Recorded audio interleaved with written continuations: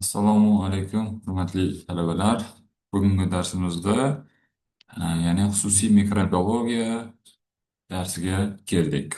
Ya'ni bu darsimizda nimalar o'rganiladi? Xususiy mikrobiologiya degan darsimizda bu kasallik qo'zg'atuvchi mikroorganizmlarning har bir turiga to'xtalib o'tiladi. Bu yerda juda ham turlari ko'p. Masalan, havo tomchi infeksiyalari bo'lishi mumkin. Ya'ni havo tomchi yuqori nafas yo'llari infeksiyalari, streptokok, streptokok, pnevmokok bo'lishi mumkin. Undan keyin ichaki infeksiyalar, isherixiyalar, salmonella yoki dizenteriya qo'zg'atuvchilari bo'lishi mumkin. O'shalar haqida gaplashiladi. Avvalambor bizlar mana shu darsni boshlashdan oldin laboratoriyalar, ya'ni mikrobiologik laboratoriyalarning ta'minlanishi, tuzilishi va qayerlarda tashkil qilinishi mumkin degan savolga javob berishimiz kerak bo'ladi. Ya'ni bugungi mavzumizda ko'rib chiqadigan savollarimiz quyidagilardan iborat. Birinchi, mikrobiologik laboratoriyaning tasnifi, ishlash qoidalari, mikrobiologik diagnostika usullari va diagnostika qilish yuqumli kasalliklarga mikrobiologik diagnostika qilish usullari, ya'ni uni turlari haqida gaplashiladi.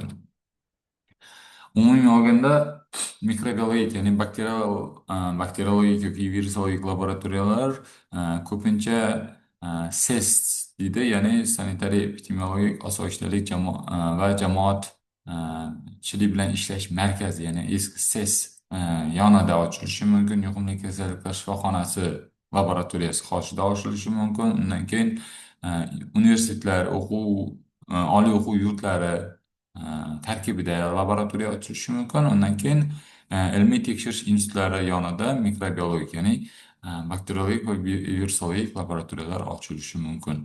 Har qanday sharoitda ham laboratoriyada ishlash qoidalari bilan tanishish kerak. Ya'ni biz laboratoriya ishlash qoidalarini bilmasdan turib u yerga kirish yoki ishlash qoidalari bilan tanishish yoki u yerda laboratoriya tekshiruvlariga aralashishga haqqimiz yo'q. Undan oldin nima qilishimiz kerak bo'ladi? Ya'ni biz laboratoriyalarda ishlash qoidalari haqida bilib olishimiz kerak. Har qanday sharoitda ham laboratoriyada ishlovchi xodim yoki laboratoriyaga kiruvchi xodim yoki ishchi har qanday sharoitda ham u xalat bilan, ya'ni maxsus kiyimda xalat, kapuchok va iloji boricha yuzda niqoblar bilan kirishi kerak bo'ladi. Agar ishga boshlash jarayoni ketayotgan vaqtida bo'lsa, u qo'lda persatkalar bilan, ya'ni bir martalik qo'lqoplar bilan, rezina qo'lqoplar yordamida ishga olib borish kerak bo'ladi. Nima deyishimiz kerak? Ya'ni bu har qanday sharoitda biz bilishimiz kerakki, biz ishlayotgan modda qon yoki limfa bo'lishi mumkin yoki orqa miya suyuqligi keladimi yoki boshqa biomaterial keladimi, biz uni nima deb qarashimiz kerak? Ya'ni u bakteriya yoki virus manbasi deb qarab turib o'zimizni himoya qilishimizni bilishimiz kerak bo'ladi. Undan keyin laboratoriyada xonalar bo'ladi. Ya'ni umumiy olganda laboratoriyani rejasini, ya'ni xonalar ketma-ketligini tasdiqlash bu sanitariya qoida normalar talablari bo'yicha tartibga solinadi va o'sha bo'yicha ta'minlanishi kerak, ya'ni ketma-ketligi. Ya'ni bunda ruschasiga olganda patochenность deydi, ya'ni masalan tekshiruvchi material keldi va u kirgandan keyin qayerlardan o'tishi kerak degan narsa bor. Ya'ni ishchi xodimlar uchun kirish eshigi bo'ladi, tekshiruv uchun kelgan materiallarni qabul qilish bo'limi bo'ladi. Undan keyin uni bo'limlari ko'p. Masalan, mana shu ko'rishinglar mumkin mikrobiologik tekshiruv xonalari, yuvish xonasi, bosuvlarni, ya'ni laboratoriya idishlarini to'plab qo'yish xonasi, keyin oziqa, ya'ni mikrobiologiyada albatta foydalaniladi. Bu oziqa muhitlarini tayyorlash xonasi, oziqa muhitlarini saqlash xonasi. Undan keyin biz ekish xonasi degan bo'ladi, ya'ni tekshiruv uchun olingan materialni oziqa muhitlarga ekish xonasi bo'ladi. Undan keyin o'sha ekib biz analiz, ya'ni rezultatni aniqlab bo'lganimizdan keyin mana shu narsani shundayligicha kanalizatsiyaga oqizib yuborib bo'lmaydi. Sababi nima? U yerda bakteriyalar o'sib chiqqan. O'shaning uchun oldin u bakteriyalarni o'ldirish kerak. O'ldirish uchun nima foydalanadi bizda? Albatta, avtoklav, ya'ni sterilizatsiya xonalari foydalanadi. Avtoklav xonalari bo'lishi kerak bo'ladi. Keyin vivari deydi, ya'ni bu yerda ba'zi bir laboratoriyalar bor. U yerda laboratoriya hayvonlari o'stiriladi. Ba'zi bir kasalliklarga tashxis qo'yishda o'sha biomaterialni hayvonlarga yuqtirib ko'rib, u yerdagi natijalarni aniqlash mumkin. Demak, bu laboratoriyada ishlash uchun kerak bo'lgan xonalar. Endi laboratoriyada ishlash qoidalari uchun yoki uni ta'minlanishi mana shu qoidalar bo'yicha ta'minlanadi. Mana hozirgi aytganimiz laboratoriyada ishlash xonalarining ketma-ketligi mana shunday bo'lishi kerak. Ya'ni mana o'sha qizil tomondan analizlarni qabul qilish xonasi, mana ko'k bilan turgan xona tomonlari bo'lsa, bu toza zona deyiladi. Ya'ni bu yerda faqatgina nima bo'ladi? E, Xodimlarning kiyinish, yechinish xonasi, hujjatlarni to'ldirish xonasi, oziq muhitni tayyorlash xonasi. Lekin qizil tomonda oziq muhitlar bu yoqqa o'tgandan keyin bu yerga oziq muhitga ekish, oziq muhitda saqlash, o'sha ekilgandan keyin, ya'ni inkubatsiya jarayonida, keyin uni mikroskopda ko'rish jarayonlari mana shu qizil tomonda, ya'ni grezniy zona deydi, ya'ni ifloslangan hududda amalga oshiriladi. Keyin ketma-ketligi. Ko'pchilik holatda o'zi laboratoriya xonalarida ventilyatsiya shaxtalari bilan ta'minlangan bo'lishi kerak. Sababi bu yerdagi xona muntazam ravishda toza havo bilan ta'minlanib turishi kerak. Sababi bu yerda havo tomchi infeksiyalari bo'lishi mumkin. Keyin havo almashinib turishi oqibatida birinchi navbatda bu yerda ishlovchi xodim kasallanib qolishi ehtimoli bor. Ikkinchi navbatda bo'lsa, biz tekshirib turgan natijamizga havoda infeksiyalar tushib, bu bizni natijamizni to'g'ri chiqmasligiga sababchi bo'lishi mumkin. Mana havo filtrlari, mikrobiologik xonalarning mana shunday e, nima deydi xodimlar mana shu kiyimlarda bo'lishi kerak bo'ladi. Ya'ni xalat, kolpachok, ya'ni iloji bo'lsa sochi yig'ilgan holatda bo'lishi kerak. Sababi ba'zi holatlar bo'ladi, spirt lampasi deydi. O'sha yerda spirt lampasidan foydalangan vaqtimizda e, sochga olov tegmasligi yoki yetib kelmaydigan darajada bo'lishi kerak. Qo'lda qo'lqoplar bo'lishi kerak bo'ladi. Ba'zi bir e, laboratoriyani xonalari bor, ya'ni bu ko'pincha nafas yo'llari infeksiyalari bilan bo'lganda yoki biks xona, boks xonalari deyiladi. O'sha boks xonalarda odamlar maskada, ya'ni shitlar yordamida kirishi kerak bo'lgan xonalar bo'ladi. Laboratoriyada foydalanilgan asbob anjomlar, ularga to'liq to'xtalib o'taman. Mana chap tomondagi rasmimizdagisi bu suv vannasi deb ham aytiladi yoki termostat deb ham aytiladi. Yoki eng asosiy maqsadi bu bizda oziq muhitlarni qizdirish, qaynatish yoki tekshiruv o'tkazayotganimizda ma'lum bir haroratda ushlab turish uchun foydalanadigan holat hisoblanadi. O'ng tomondagisi bo'lsa termoshaker yoki termomikser deb ham aytiladi. Bu harorat, masalan, kyuveta yoki boshqa probirkalarda amaliyot o'tkazayotgan vaqtimizda bu qizdirib turadi va ichidagi aralashib solingan nima deydi, ingredient deymizmi, o'shalarni chayqatib aralashtirib turish vazifasini bajaradi.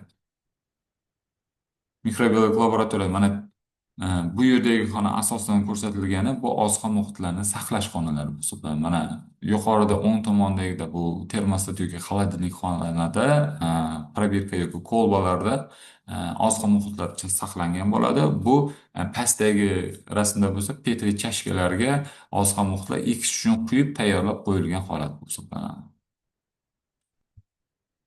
Bu laboratoriyada foydalangan asbob anjomlar, masalan, ya'ni idishlar desak bo'ladi. O'lchov pipetkalari, o'lchov silindrlari, keyin byuretkalar foydalanishi mumkin. Kimyoviy idishlarda yana kolbalar, probirkalar, bu juda ham eng ko'p foydalanadigan idishlarimizdan biri bo'lib hisoblanadi. Kimik stakanlar, ya'ni undan keyin bu yoqda eng ko'p foydalanadiganlardan biri bu petri chashkasi deydi. Biz hamma vaqt oziq muhitda ekishda mana shu petri chashkalardan foydalanadi. Petri chashkaning ham turlari bor. Masalan, bu yerda hozir shishali bo'lgan, ya'ni shishali bo'ladigan bo'lsa, bu sterillab turib, uni qayta-qayta ishlatish mumkin. Hozirgi vaqtda ko'pchiligi lekin kauchuk deydi, ya'ni bir martalik idishlardan foydalanadi. U qo'llanishga oson, uni yuvib, tozalab, sterilizatsiya qilib o'tirishni talab qilmaydi. Pastdagisi steklanish patel deyiladi, ya'ni Drygalskiy usuli bilan oziq muhitga biomaterialni ekkan vaqtimizda, ya'ni ekish jarayoni vaqtida foydalanadigan instrumentimiz hisoblanadi. Bu bijg'ish jarayoni ko'rsatilgan analitik tarozi, ya'ni bu milligramlargacha aniq o'lchovni olib borishda foydalanadigan tarozi hisoblanadi. Bu tarozi yordamida biz masalan oziq muhitda уже oziqa muhit laboratoriyaga poрошок holatida, ya'ni kukun holatida keladi. Biz uni eritilgan holatga tayyorlash uchun suv bilan aralashtirishimiz uchun nima qilish kerak bo'ladi? Uni aniq milligrammlarda o'lchab kukunni olishimiz kerak. Ya'ni o'sha vaqtda mana shulardan foydalanishimiz mumkin. Laminar bokslar, ya'ni bu ko'pincha nafas yo'llari infeksiyalari bilan, o'ta xavfli yuqumli infeksiyalar bilan shug'ullangan yoki o'shani ekib diagnoz qo'yayotgan vaqtimizda mana shu laminar bokslardan foydalanadi. Birinchi navbatda o'zimizni himoya qilish uchun, ikkinchi navbatda natijamiz aniq chiqishi uchun. Sababi laminar boks og'zi yopilgan vaqtimizda o'sha oziqa muhitga tashqaridan mikrob tushishi deyarli yo'q. Yoki biz nafas olganda yoki gapirganda infeksiya tushishi oldini oladi va natijamiz aniqroq chiqishiga yordam beradi. Termostat, masalan, biz oziq muhit ekkanimizdan keyin 37 gradus, ko'pincha endi 37 gradus deyiladi, odam harorati bilan birgalikda bugun bir xil bo'lgani uchun 37 gradusga qo'yib turib, mikroorganizmlarni o'sishini ko'rishimiz mumkin. Ko'pchilik holatda bir kun yoki 2 kun bo'ladi, ba'zi bir infeksiyalarda 30 kunlab termostatda saqlanishi mumkin. O'sishi qiyin bo'lgan, sekin bo'lgan mikroorganizmlar ham bor. Muzlatgichlar bo'lishi mumkin. Oziq muhitni biz agar ko'proq tayyorlasak, biz uni vaqtinchalik saqlab turish uchun xolodilniklardan foydalanishimiz mumkin.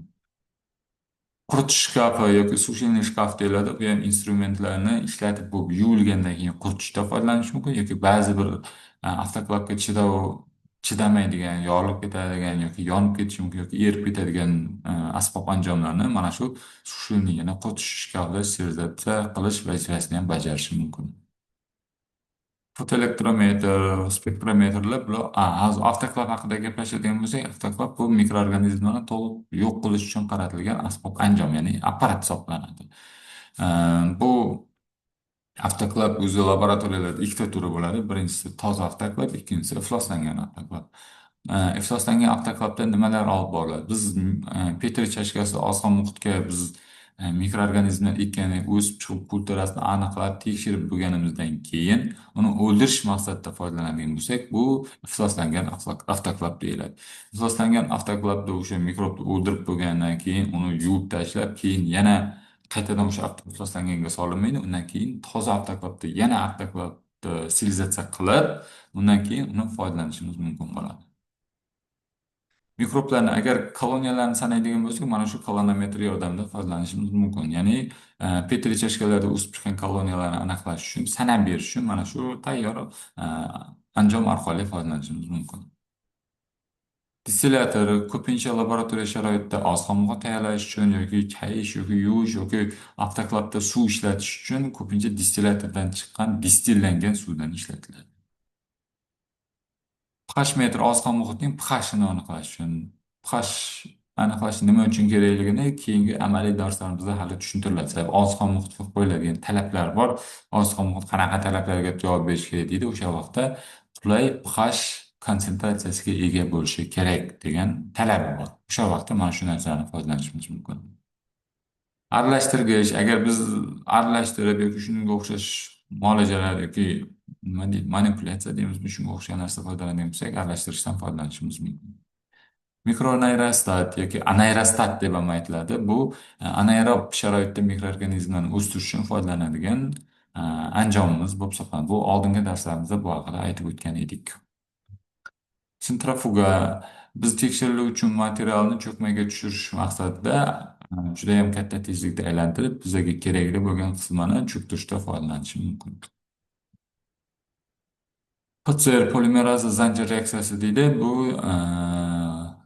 nima deydi? 99 yoki 95% dan yuqori holatda 95% dan yuqori foiz aniqlikda kasalliklarga diagnoz qo'yishda foydalanadigan tekshiruv usuli bo'lib hisoblanadi. O'zimizni tekshiruv uchun savollar bor. Buni bir ko'rib chiqib, o'zingizni tekshirish uchun prezentatsiyani yana bir o'qib chiqib, mana shu savollarga javob berishingiz mumkin.